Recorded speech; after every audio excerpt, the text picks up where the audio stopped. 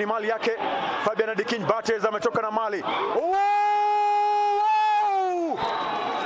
Thomas Omole Odhiambo Avieta ameiweka kambani kama Avieta tu.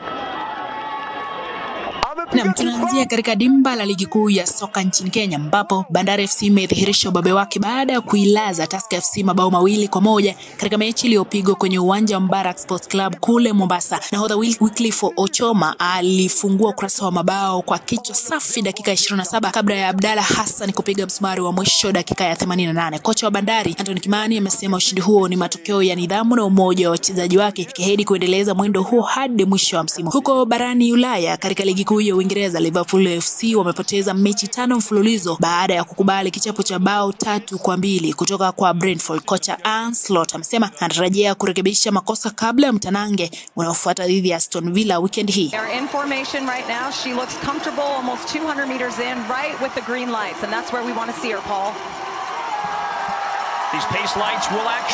Upande mwingine ni kwamba nyota wa Kenya Faith Kipyegon ameendelea kuiweka Kenya kwenye ramani ya dunia baada ya kutunikiwa tuzo wanariadha bora wa kike na shirikisho la riadha duniani. Kipyegon amesifiwa kwa uadilifu, bidii na nidhamu ambayo imekuwa kielelezo kwa wanariadha chipukizi kote duniani. Na huko Mombasa ni kwamba mashindano ya Coastal Volleyball Challenge yameanza kwa kishindo katika ukumbi wa KPA. Timu ya Mombasa Queens imeanza vyema kwa ushindi wa seti 3-1 dhidi ya Kilifi Spikers. Mashindano hayo yanatarajiwa kuhitimishwa Jumapili hii ambapo bingwa atapata tiketi ya kushiriki mashindano ya kitaifa jijini Nairobi mwezi ujao. Na hayo ndio makala ya michezo kwa sasa. Kwa habari zaidi tembelea tovuti yetu ya www.kenyacoastalnews.co.ke au tufuatilie kupitia mitandao ya kijamii. Mimi ni Rahab Gati.